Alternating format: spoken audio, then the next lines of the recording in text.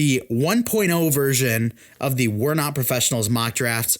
So I look forward for us doing our ranking show because we can talk about how we feel about certain guys and how we're higher on the industry than some, in some cases. But for now, we got this mock draft and I'm super excited. First overall, the Jacksonville Jaguars go with Justin.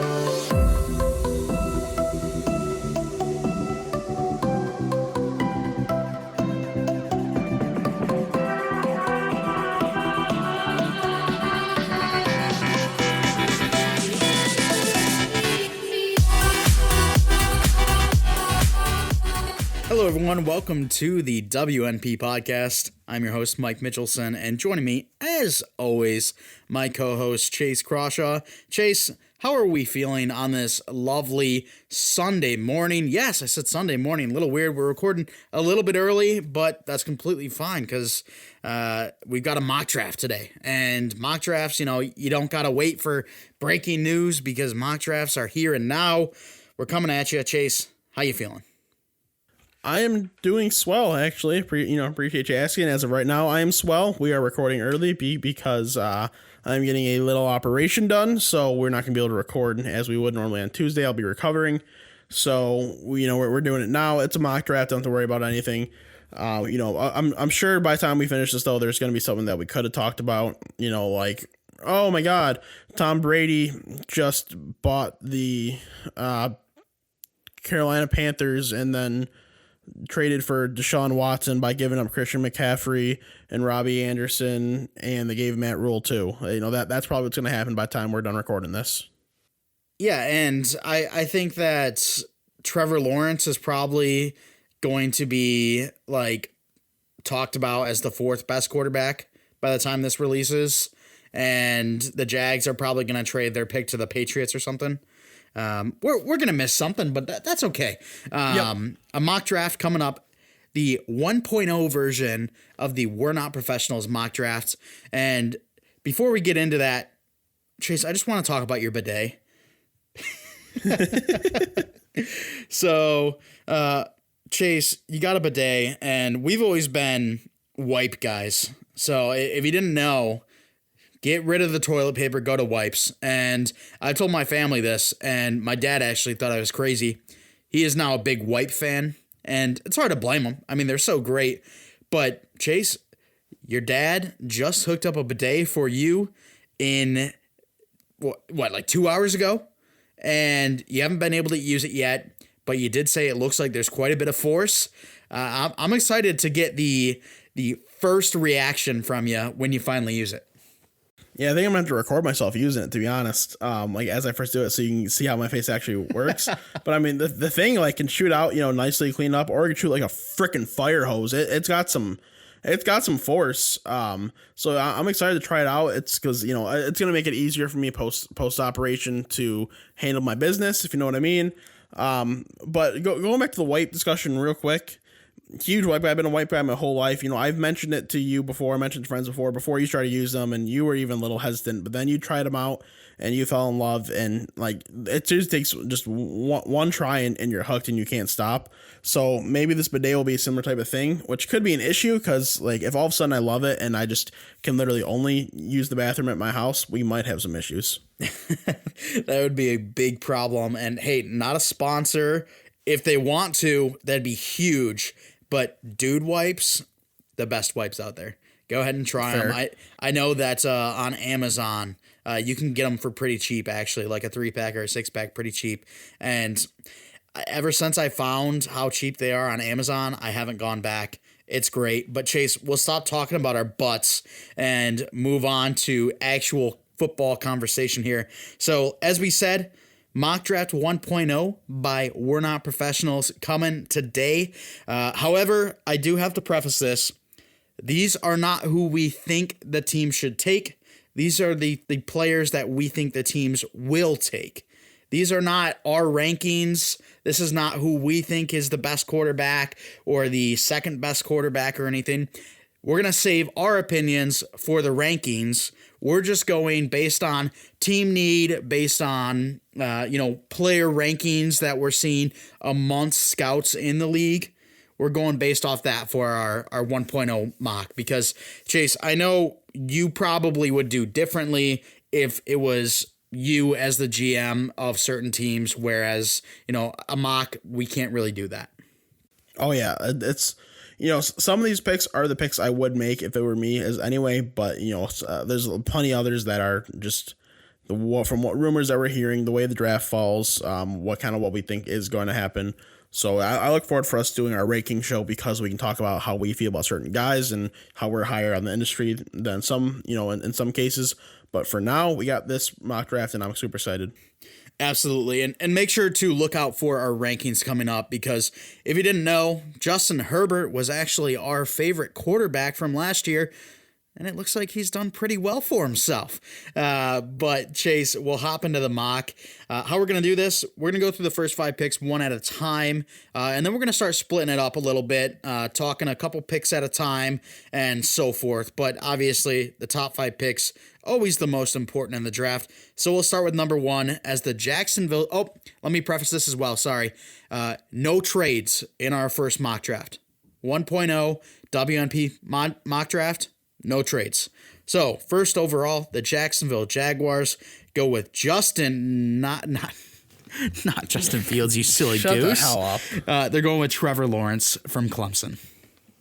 Yeah, I mean, this is the obvious choice. Trevor Lawrence, he's the number 1 pick. He's the best player in this draft class, at least in terms of positional value and talent combined. You might argue that someone is a better prospect over him. If you want to argue that case, that's fine. But regardless, Trevor Lawrence is a hell of a QB prospect, one of the better ones that we've seen.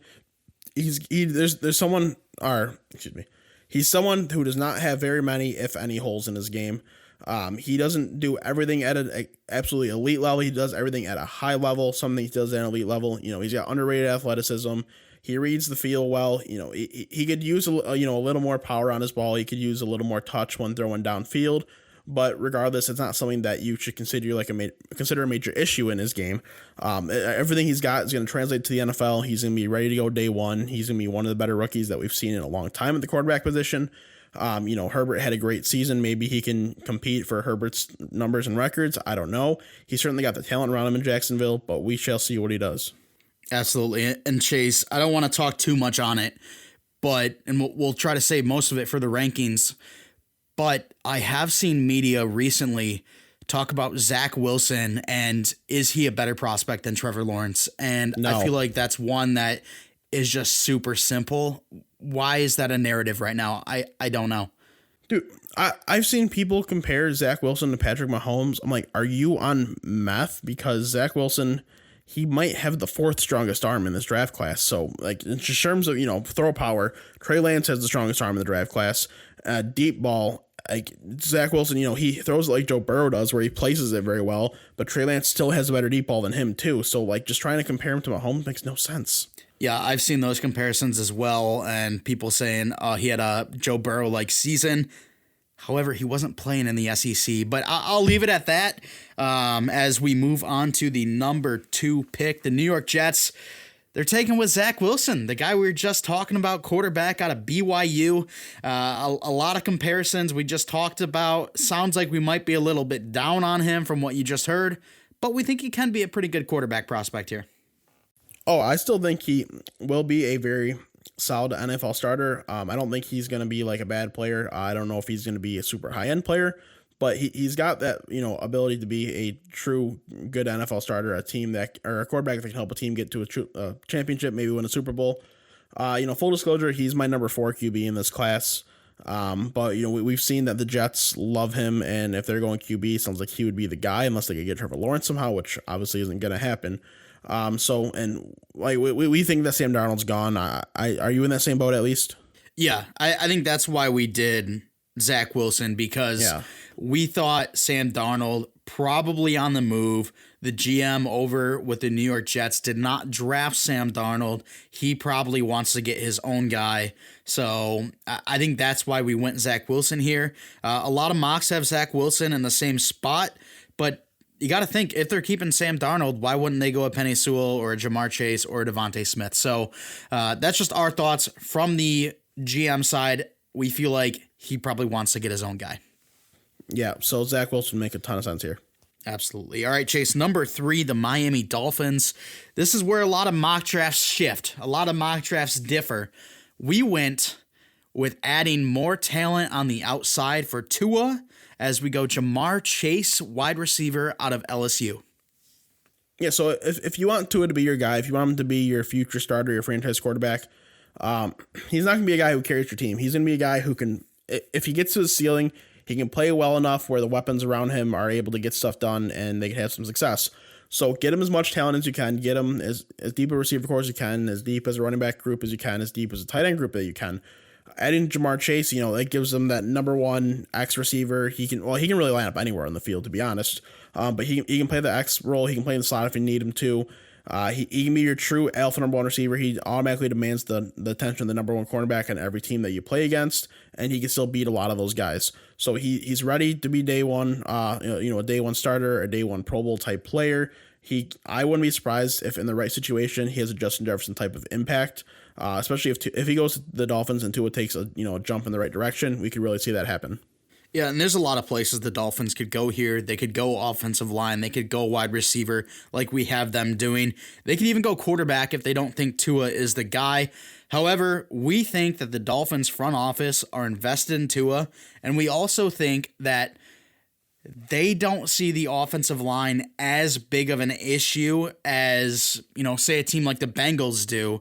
So they want to add more weapons for Tua rather than more protection, which, really isn't even lacking at this point. So that's why we went Jamar Chase here. Chase, next up, the Atlanta Falcons, as they go Justin Fields, quarterback out of Ohio State. Yeah, so this is another spot where, who knows what's going to happen. They could go quarterback. They could go with a defensive player. They could go with an offensive player. It's kind of up in the air. I think it would be smart for them to go quarterback.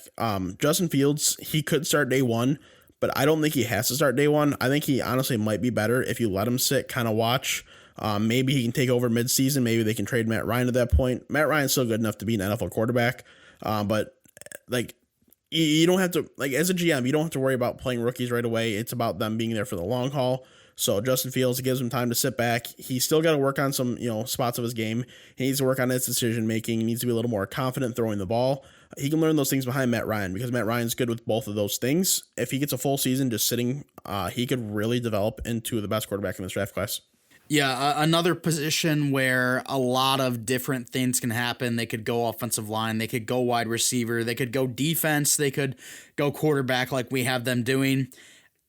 I just think that as the front office, seeing a guy with the potential that Justin Fields has, you can't pass on him, especially because there's still people in the Atlanta organization that miss Michael Vick from when they drafted him early on in the 2000s. So Justin Fields, our pick for the Falcons. We now move on to the Cincinnati Bengals. This is probably the second easiest pick of the draft, only behind Trevor Lawrence, and that's Penny Sewell, the offensive tackle out of Oregon. Dream situation for the Bengals. Dream situation. They can only pray and hope that this happens. There'll be no point in the Bengals trading up, to be honest. So they just need to wait. Hopefully, Penny Sewell falls to 5. If he doesn't, trade out of this spot because it just, you can get better value. It wouldn't be worth, picking a guy here. You could trade this pick to someone who wants a quarterback and they can grab the last quarterback. But if Penny Sewell's here, that's an easy, just run up to the podium and don't even take time to deliberate. He's someone who's going to be ready to go day 1. He can pass block. He can run block. He does everything you need him to do. I think Cincy, that's the number one thing they got to address, obviously. Joe Burrow not been able to stay healthy because of that protection. So they go here. Easy slam dunk pick. Chase, we'll now move on through 6 through 10. I think we'll take this one at a time as well because some of these teams we got to discuss. The number 6 pick, the Eagles. They just made a trade to get rid of Carson Wentz. However, Jalen Hurts still needs to compete for the job, is what the coach said. I'm not sure why, but what we did here in our mock was to help out Jalen Hurts at a receiver, Devontae Smith out of Bama. Yeah, so this is where we could see a quarterback here. If some reason Justin Fields falls here, because if Justin Fields doesn't go to the Falcons, he will. Then that's an easy pick. They could go Trey Lance, still available. I don't see that being impossible. But if they're gonna draft a quarterback, I think they need to draft somebody different. I don't think Justin Fields or Trey Lance should be their quarterback because they've got Jalen Hurts. I think they need two different types of quarterbacks competing for that job. They'd be better off signing someone in free agency, bring in to compete there, and then give whoever wins that job, the Heisman winner Devontae Smith, another guy who could be a true alpha number one receiver in the NFL. He'll be ready to go day one. He'll demand the team's number one cornerback yet again, just like Jamar Chase, just kind of at a slightly lower level, I believe. Maybe even bigger than slightly. I know Mike is a little bit closer than I am on the two. But regardless, Devontae Smith is a very ready prospect. Whoever's the quarterback for the Eagles can have a great weapon here. Yeah, and you can't really mess up with either of the top three wide receivers, in my opinion. This isn't going to be a Jalen Reagor over Justin Jefferson type situation because I see the top three, even the top four wide receivers in the draft, all panning out, all being very good prospects, and all being NFL ready. So, Eagles fans, you can relax because taking the Heisman winner at number 6 to help out Jalen Hurts on that offense, it's not going to be a Reagor situation. But Chase, we'll move on to the Detroit Lions. Like we said, can't trade up, can't trade down. So the Lions go with Micah Parsons, linebacker out of Penn State. If the Lions pick here, this is the right choice. They should 100% move out of the spot unless something crazy happens. If Jamar Chase falls to them, then that'd be great. Maybe even Devontae Smith I'd be okay with, but I prefer Jamar Chase by a decent chunk, so I prefer that. But since I don't think either of those will happen, the Lions need to trade out of the spot. Since we can't do that here, Micah Parsons makes sense. There's a big hole at linebacker. Really, the linebacker core for the Detroit Lions is atrocious. When Jarrad Davis or Jelani Tavai are your two best linebackers in terms of middle linebackers, off-ball linebackers. That's not great. Micah Parsons can come in. He can be that off-ball linebacker. He can get to the quarterback if you need him to. He's a very good linebacker. He's ready to go day one. But I don't know. I just, for some reason, I've always had a feeling this pick, if they made it, wouldn't work out. I don't know why. And the Lions here might be the hardest pick to predict, honestly. There's so many different places they could go.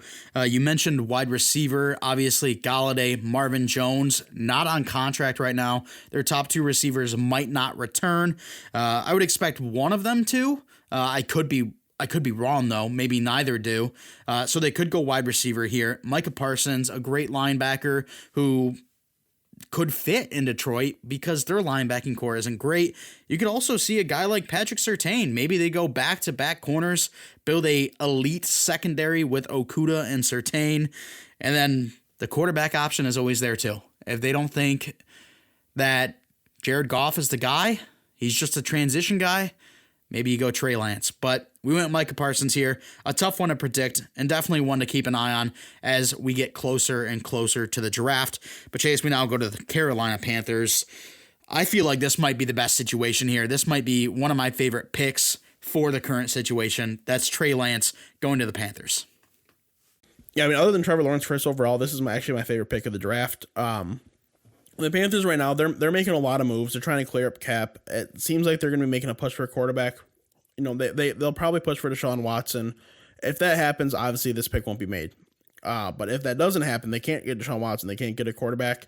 Teddy Bridgewater is not the guy. You got to look for someone new. Trey Lance has the highest upside of probably anybody in this draft, regardless of position. He has the best arm. He has the best throw power. He has the best deep accuracy of the draft. His main problem is he played at lower level competition, so people are worried, does it directly translate to the NFL? And then when it came, to him reading the field, he locked onto his first read more often than he didn't. That's something that quarterbacks can learn to get out of. We've seen it happen with quarterbacks. Patrick Mahomes, he was a little bit guilty of doing that as a prospect, and then coming to the NFL, they started reading defenses a little better, and he started reading the field more. So we could see that type of thing with Trey Lance too. He's a very Josh Allen-esque type prospect. He's my favorite quarterback in the draft. I really like what he can do, and I think one day he very well might be the best player out of this draft. I'm interested to see what would have happened if he didn't play that one game in this past season, because it was a tough game for him. He threw his first pick in his college career, and it was a game that kind of proved the doubters a little bit right. I wonder if he'd be any higher if he didn't play that game. I kind of feel like he didn't. And he didn't drop that far, only to 8. So I thought the game would have had a more difficult impact on him. But right now it's looking like it hasn't. Yeah, and like it's interesting to think about, because if he wouldn't have played in it, I don't think it makes any difference than him playing in it, because sure, he struggled, but there's enough sample size, enough of the raw tools, enough of like what you've seen on film that it really doesn't matter. One bad game happens. Every quarterback has bad games. Trevor Lawrence had bad games, and he's considered this great unreal prospect. And obviously, he played more games than Trey Lance, but he also had more bad games than Trey Lance, and also different level of competition. I know, blah blah blah, whatever it is, what it is. But I don't think that it matters too much. NFL teams, they already have their thoughts on Trey Lance. Some teams we know are in, some teams we know are out. If you feel like you can develop that quarterback like Josh Allen was developed up in Buffalo, then you have a true franchise QB on your hands.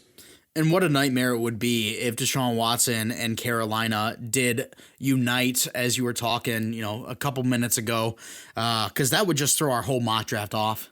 But oh yeah, obviously recording on Sunday, episode releasing on Thursday.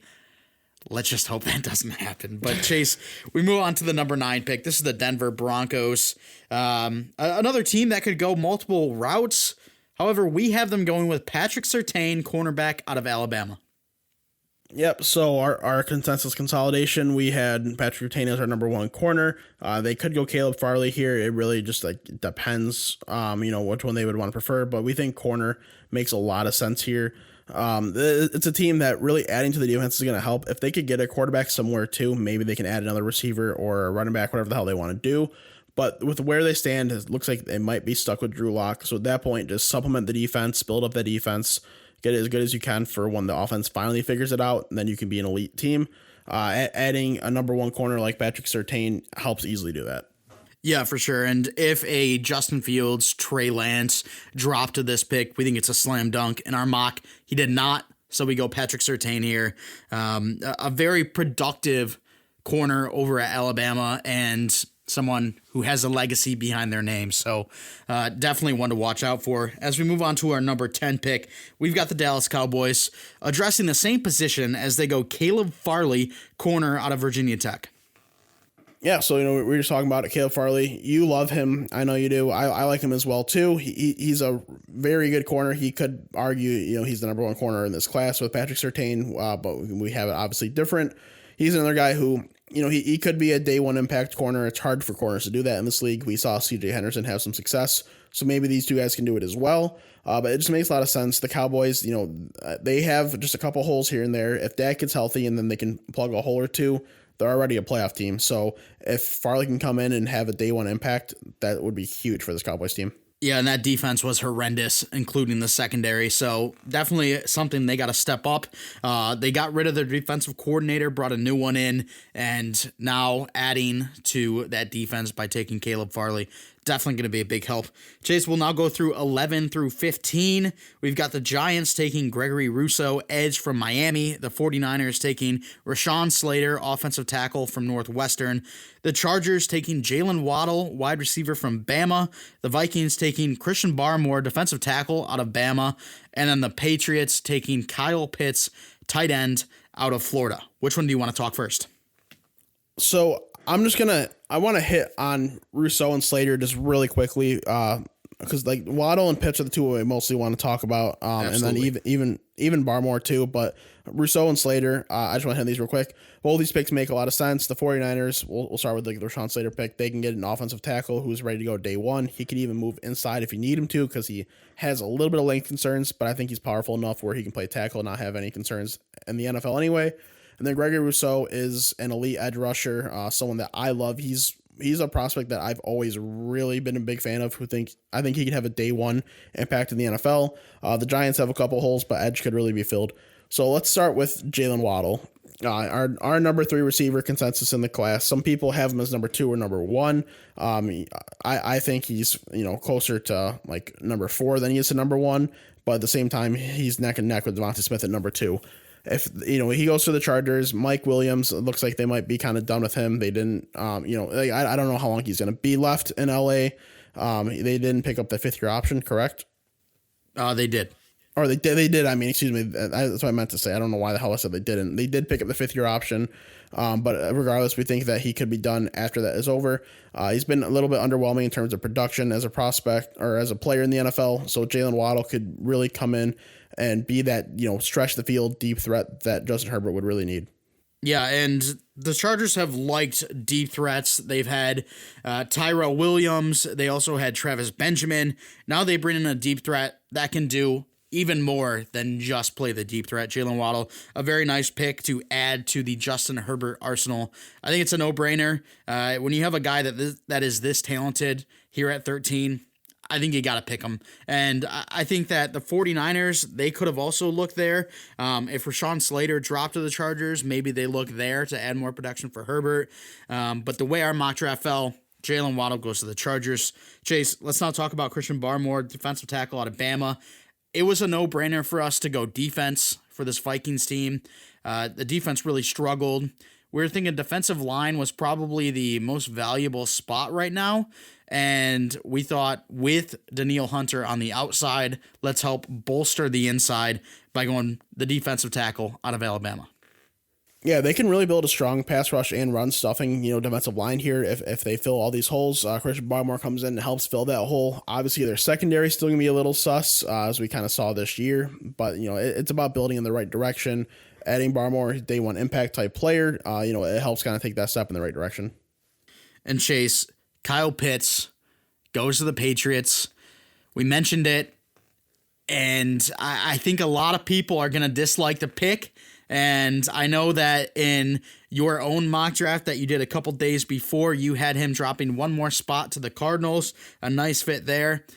But the Patriots, they built their offense around tight ends before, and we've got a generational type talent right here at this tight end spot with Kyle Pitts going 15.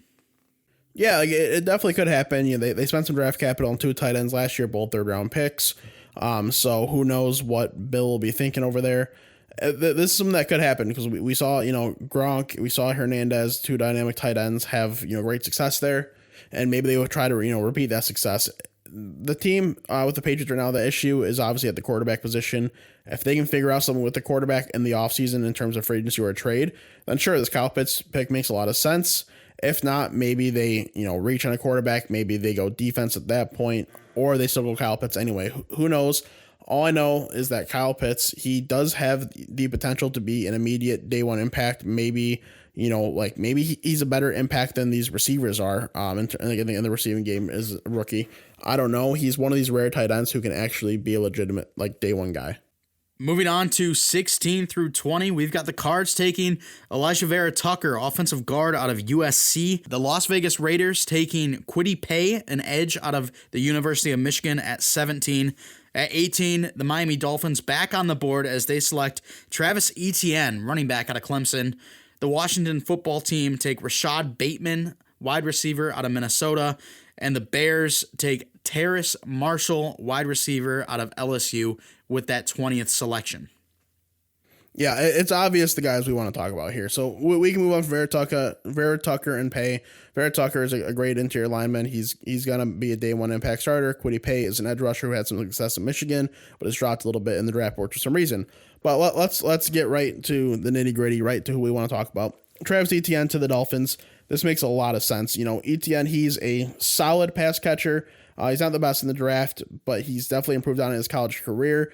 He's, that kind of Ronald Jones type of runner where once he hits the hole, he will be gone. He doesn't go down as easy, but still goes down a little bit easier than maybe some of his competitors. But he's had a lot of college success, and he's someone, he should, in the right situation, be a Rookie of the Year type candidate because he just has that talent. Yeah, and we went Etienne over Najee Harris here because we think Tua would rather the help out of the backfield rather than the straight power. Obviously, Najee can add to catching out of the backfield. However, Etienne, a little bit better verse in that category as of right now. So we gave Tua a little bit more help rather than trying to change the game plan and go run heavy. Etienne, obviously a great runner as well. So we like that pick for the Dolphins. With a football team, Rashad Bateman next to Terry McLaurin, that's going to be a dangerous wide receiver duo for many years to come. And a guy that I think, honestly, could be the most productive in year one. Rashad Bateman might be able to outproduce those top 3 wide receivers in year one just because of how physically gifted he is already. Yeah, his physical tools are prototypical X receiver, like NFL Pro Bowler type guy. And in Washington with Terry McLaurin and Rashad Bateman, that becomes a very hard team to cover because both those guys would command top coverage. So someone would pretty much always be open unless you try to throw a safety in a corner on one of the two. And even at that point, if you're doing that, you're going to find somebody open over the top. If they find the quarterback and they take Rashad Bateman too, this is a very hard team to defend against because somebody will always be open no matter what, really. So taking Bateman here would make so much sense. I'm pretty sure he's your receiver 4 in the draft. He's my receiver 5 in the draft. But it's not by very much. He's my 5. He could easily be my 4. So this pick would be awesome. And then to the Bears, Terrace Marshall out of LSU, and kind of an underrated player to me. I like, he could fall out of the first round. It's very possible. I think he's someone who should be a lock for a first round pick, though. He's got that size, like kind of like Rashad Bateman has good size too. Terrace Marshall, he has great size at 6'3". Allen Robinson's on the move. They've got 2 smaller guys already in Chicago, and Darnell Mooney and Anthony Miller. So you bring in someone with more size, someone who's got a decent route tree, and Terrace Marshall. Boom, there you go. A lot of wide receivers that could be taken here. I think it's a slam dunk pick, though, to go wide receiver. There's no quarterbacks there to replace Mitch Trubisky unless you go Mac Jones. We're not a believer that Mac Jones would go right here. So we go wide receiver. Terrace Marshall was one that we talked about. I know Chase likes him a little bit more than I. If you want to know where both of us have him ranked, make sure to check out our wide receiver rankings, which will be coming in the next couple of weeks, month or so. But Chase, we now move on to 21 through 26 as we have the Colts going with Kadarius Toney out of Florida, the Titans going Azeez Ojulari, edge out of Georgia, the Jets taking Najee Harris, running back out of Alabama, the Steelers going with Christian Darrisaw, offensive tackle out of Virginia Tech, the Jags taking Jace Horn, cornerback out of South Carolina, and then the Browns taking Jeremiah Owusu-Koramoah, linebacker out of Notre Dame. Like, there's a lot of great picks here. Like, all 6 of these picks are great values for these team. And so, like, I kind of, like, I won't go super in depth. I'll let you do you too. We'll go one by one so we can talk about each player, but like I definitely at least want to mention something about each player. Kadarius Toney is someone who's really shooting up people's draft boards. A lot of people are trying to push him to the first round. We think it would make a lot of sense. The runner receivers, the Colts are going to want to grab their guy because really, if like T.Y. Hilton, he should be cut and they could use an extra receiver. Whatever they figure out for the quarterback position, if they have those weapons, they are they have Carson Wentz. I'm just saying if he like proves to like actually be like a starter and not a flop is what I meant to say. But they have those weapons. They could be a legitimate, playoff impact type team. Yeah, bringing in Carson Wentz, you definitely want to build around him, help get his confidence back up, try to get him to the level of play he saw in Philly in his earlier years. I think we do that with Kadarius Toney, bring in another good wide receiver for him. They drafted Pittman last year, drafted Jonathan Taylor last year. The offensive line is already a very good offensive line, so just adding another weapon going to help boost that confidence, maybe get Carson Wentz to that level he saw previous and push them into the playoffs. Chase will now talk about the Titans and Azeez Ojulari, the edge out of Georgia. I watched a bit of Georgia games, and I love Azeez Ojulari, and I know a lot of people have him going a little bit later, sometimes in the late 20s, early 30s. I've even seen him drop to the second round. This is a guy that doesn't necessarily have the numbers, but when you watch the tape, whenever he is on the field, he is in the quarterback's face. It might not result in a sack every time, but he's got the pressure. He's there all the time. He's going to make it so much easier on the other defensive linemen to do their job. So a pick here that I absolutely love. The Titans need help there. Jadeveon Clowney's not going to be coming back. Azeez Ojulari, one of my favorite players in this draft. Yeah, and like really when it comes to edge, the eye test is a huge thing. The numbers help, of course, but you can usually tell if someone's gonna be able to have success in the NFL just based on the eye test. And Azeez Ojulari is a guy that really passes that test well. Moving on to the Jets, taking Najee Harris, my running back 1 in the draft. A little bit of spoiler to our rankings that are going to be coming up eventually. I think he's just the most ready to dominate in the NFL. He's going to dominate in the NFL. With the Jets, he still possesses some receiving ability. It's something that I think he can and will get better on. He pass blocks well, and then obviously as a runner, he's tremendous. He's gonna be someone who runs in the 4.5s, but for his size, that's great. Maybe he can even sneak into the high 4.4s, which would be tremendous. But he cuts well regardless of his size. He's hard to take down. He's just really a man at the running back position. And for the Jets to be able to have a dominant runner back there to help take pressure off of Zach Wilson, that's going to be huge. So a Zach Wilson, Najee Harris draft would be awesome for the Jets in the first round. Chase, we'll now move on to Christian Darrisaw, offensive tackle out of Virginia Tech for the Steelers. The Steelers offensive line, one of the best a couple years ago. However, they're getting a lot older. Big Ben, he's not mobile at all. I know there's some question, will he be the starter next year? Right now, I don't really see how he's not. There's not many quarterbacks out there that are on the market that they're going to be able to go out and pay. So I feel like just adding a good offensive tackle to help protect Big Ben is a good pick here. Yeah, if they're not going to be able to get, because I think Najee Harris would be the dream pick, but if they're not able to get him, then just get as much protection as you can for Roethlisberger so he's able to throw the ball a little bit better.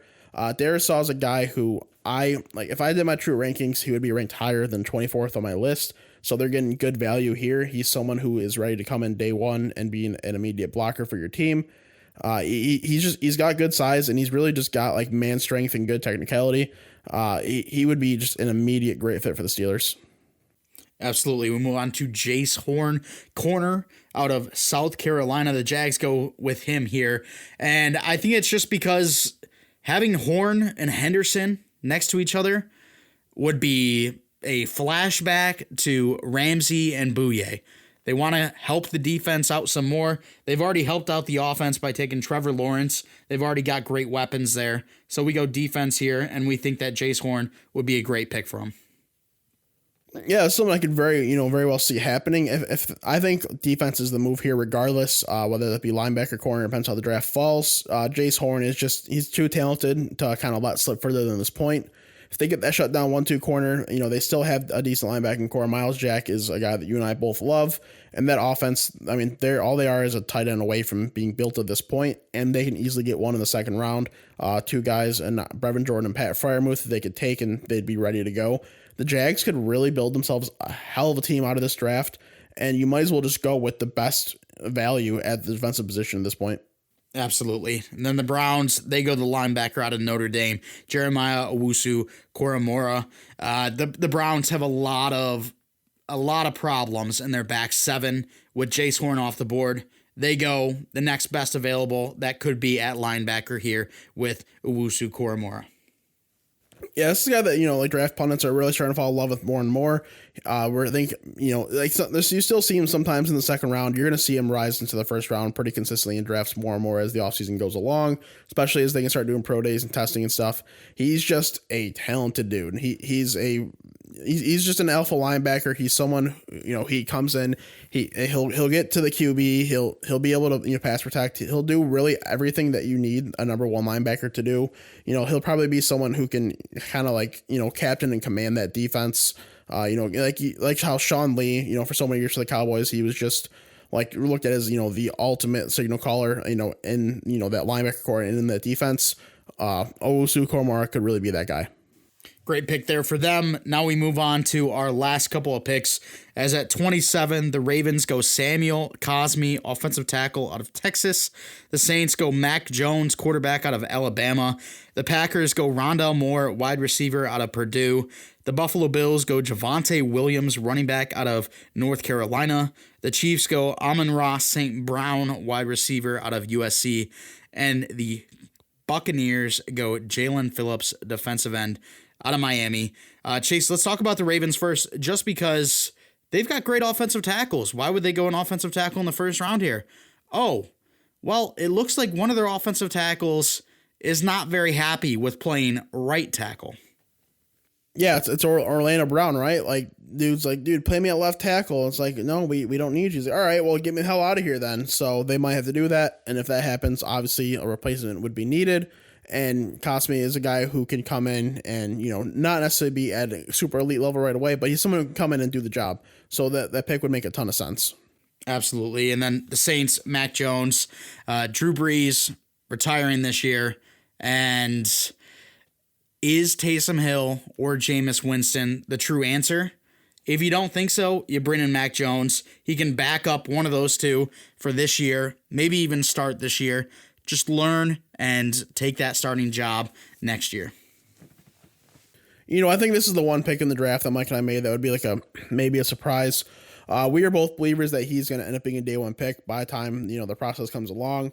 I think he might even go higher than this, but if not, the Saints makes a lot of sense. He's a similar quarterback to Drew Brees in terms of very accurate and smart decision making, does not take a lot of risks. His ceiling is probably not quite Drew Brees, but he has a ceiling to be a solid NFL starter. It would really make a lot of sense. Moving on to the Packers, though, Rondale Moore. This is a pick that I love and I hate. As a Lions fan, I hate it because I don't want the Packers getting, weapons. I don't want them just like getting better. I want them to suck, of course. But, as a football fan, as a Rondale Moore fan, a huge Rondale Moore truther, holy hell, this would be like the fit because you got Devontae Adams already. You've got what's his nuts at the tight end position that just broke out this year, Robert Tonyan, and AJ Dillon in the backfield. Maybe they keep Jamal Williams or Aaron Jones around too. All they need is another receiver to take some pressure off, and you bring in Rondale Moore, this very dynamic, unique receiver. Not anybody really like him in the NFL. He's completely different from Devontae Adams. He gets separation. You can throw him a 3-yard slant, and he'll take it 25 yards by creating space for himself and getting around defenders. Or you can throw it to him downfield. He'll make a great contested catch.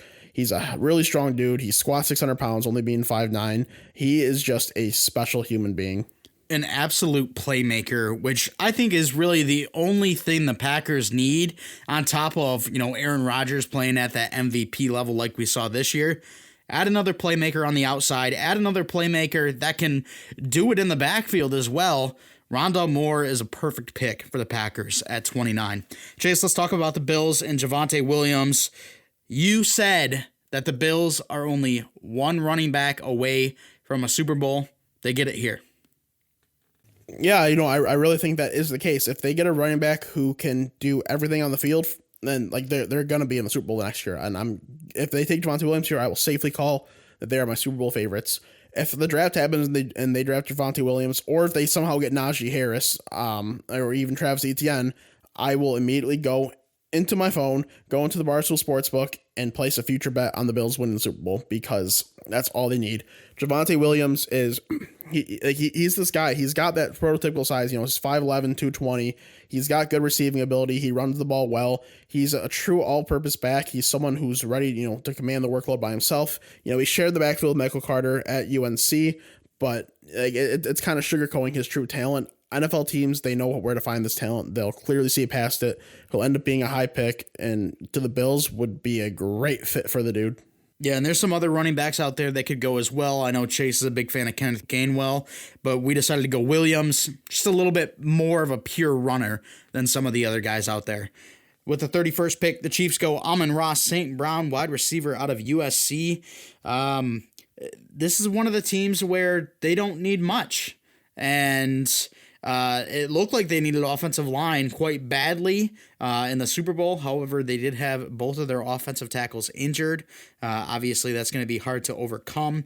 But with Sammy Watkins most likely on his way out through free agency, we think they just add another wide receiver, add another weapon, and that's Amon-Ra St. Brown out of USC. Yeah, it's really about asking Mahomes which receiver that he wants that's left on the board. And, Amon-Ra is probably the guy that we both would have next on our list based on the guys that are gone thus far.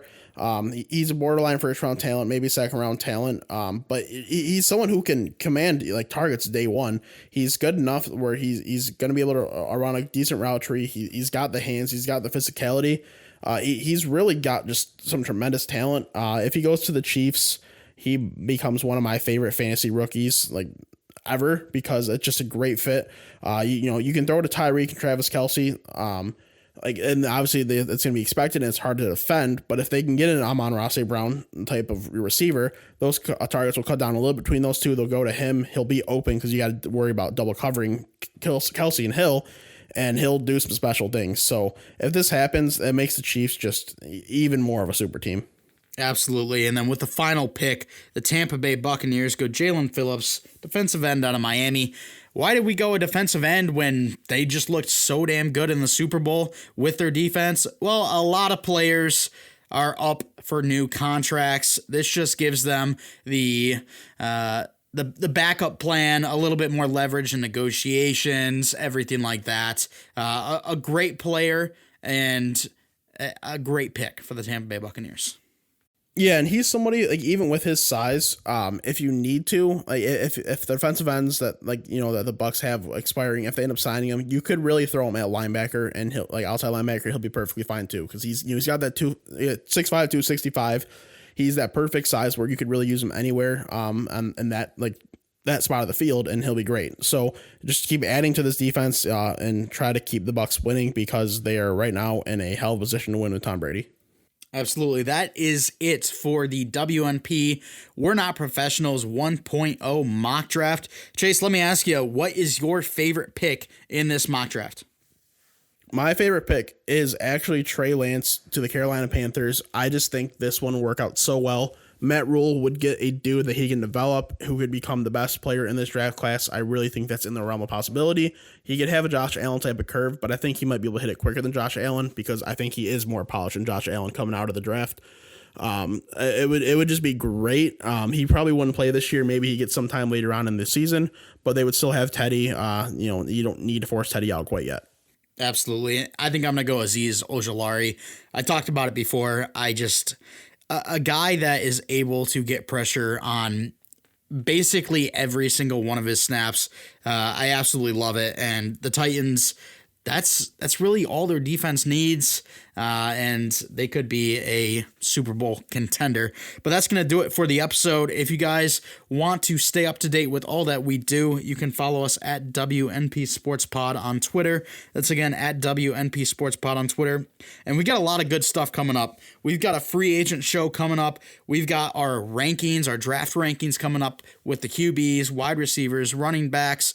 We'll even do some fantasy hot takes, some regular season hot takes, a lot of awesome stuff coming up on the show. So make sure to stay up to date by following our Twitter as well as our Facebook and Instagram accounts, because we will keep you up to date there as well. If you are listening on YouTube, if you could please give us a like, give us a subscribe, and comment what you guys think about this mock draft down below. If you could also hit the bell to turn on notifications, that would be really appreciated. If you're listening on a podcast platform, if you could follow us and give us a 5-star rating, we would really appreciate that. That's going to be it for the show. We want to thank you so much for coming out. And as always, we're not professionals.